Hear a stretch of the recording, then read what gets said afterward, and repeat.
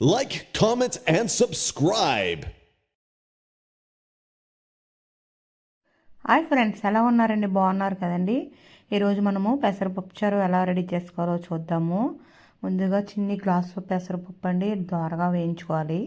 అవి వేయించుకున్న దాంట్లో పచ్చిమిరపకాయ చీరుకులు, టమాటాలు, పసుపు, కారం, వాటర్ వేసుకోవాలండి. చిన్ని గ్లాసు పెసరపప్పుకి 3 గ్లాసులన్నర వాటర్ వేసానండి. 2 విజిల్స్ వేయించానండి. 1 విజిల్ ఏమో హైలో పెట్టుకుని వన్ విజిల్ ఏమో సిమ్లో పెట్టుకుని వేయించానండి. చాలా పేస్ట్గా అవుతేనే ఈ పెసరపప్పు చారు బాగుంటుందండి. ఇవి మరిగించుకున్న నీరు ఇందులో వేసుకొని మనకైతే ఎంత చిక్కదనం కావాలో చూసుకొని వేసుకోవాలండి. ఈ తాలింపుకి ఇలా ఎల్లుల్లిపాయలు, ఎండుమిరపకాయలు, ఆవాలు, జీలకర్ర,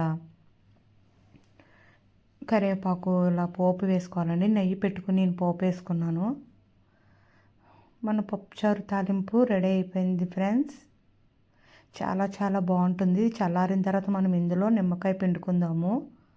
ఇందులోకి నేను కరెక్ట్గా 3 నిమ్మకాయలు అయితే వేసానండి. ఇలా నిమ్మకాయలు పిండుకొని గింజలు లేకుండా వడగొట్టుకుని చల్లారిన తర్వాత వేసుకోవాలండి, లేకపోతే చేదు వచ్చేస్తుంది మన పెసరపప్పు చారు.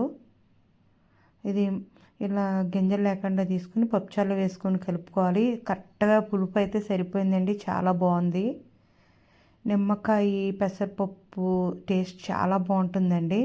దీనికి కాంబినేషన్ మనకు అప్పడాలు కూడా వేయించుకుందామండి.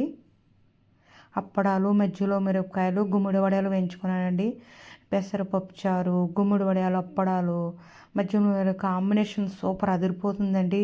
ఆ పెసరపప్పు చారులో వేడి వేడి అన్నంలో వేడి వేడి పెసరపప్పు చారు వేసుకుని ఇలా గుమ్మడి వడియాలు, మధ్యలో మిరపకాయలు, అప్పడాలు నంచుకుని తింటే ఉంటుంది ఫ్రెండ్స్. చాలా చాలా సూపర్ ఉంటుంది friends. Please subscribe. Bye friends.